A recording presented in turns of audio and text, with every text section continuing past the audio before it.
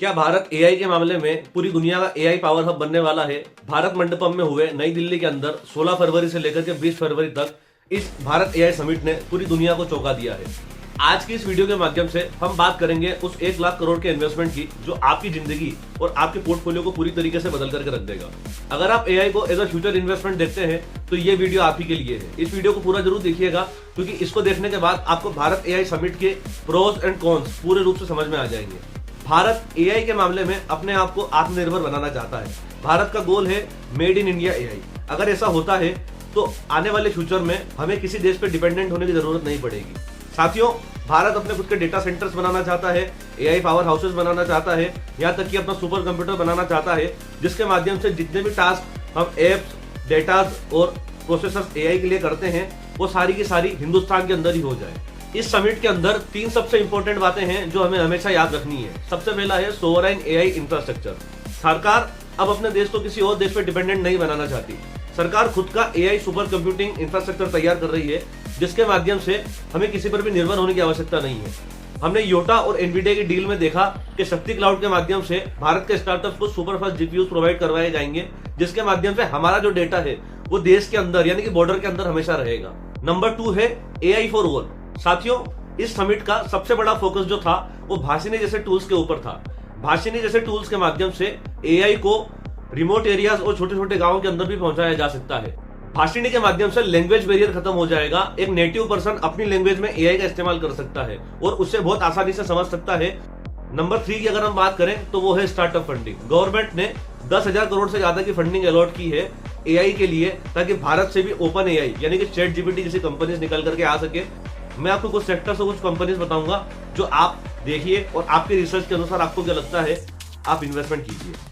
सबसे पहले बात करेंगे हम डेटा सेंटर्स की। एआई को काम करने के लिए हेवी प्रोसेसिंग लगती है और उसके लिए बहुत बड़े बड़े सर्वर्स लगते हैं। इसमें सबसे लीडिंग कंपनीज जो है वो हीरानंदानी ग्रुप की योटा और एक और है अडानी कोनेक्स। आप इनको एज ऑप्शन देख सकते हैं क्योंकि ये डेटा सेंटर्स में काम करने वाली लीडिंग कंपनीज है। इसके बाद में आईटी सर्विसेज भी इनको लगती है जिसका काम होता है एआई इंप्लीमेंटेशन करना और उनका कंसल्टेशन करना। इसमें लीडिंग कंपनीज है टीसीएस, इन्फोसिस और एलटीआई माइंडट्री।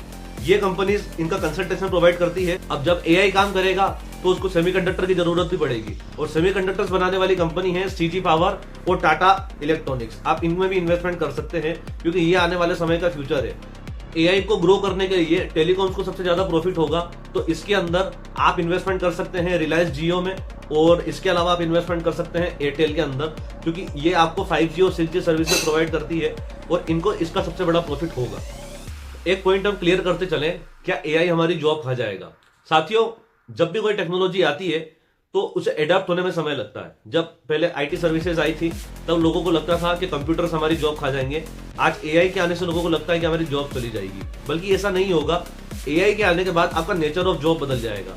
आप अपने आप को एआई में ट्रेन कीजिए और गवर्नमेंट का भी यही फोकस है कि लोगों को एआई एजुकेशन दी जाए ताकि वो आने वाले समय के लिए तैयार रहें और अपने आप को एआई के थ्रू ट्रेंड करके अपनी जॉब नेचर को बदल सके।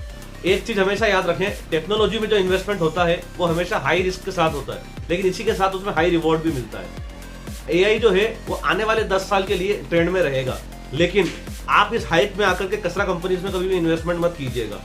उन्हीं कंपनीज का सिलेक्शन कीजिएगा जिनके पास में डेटा और स्केल दोनों हो। इसके अलावा अगर आप किसी भी कंपनी में इन्वेस्टमेंट करेंगे तो वो आपको लॉस दे सकती है। आप अगर सही कंपनी चुनेंगे तो वेल्थ अपने आप क्रिएट हो जाएगी और आपका प्रॉफिट अपने आप आपको मिलता चला जाएगा।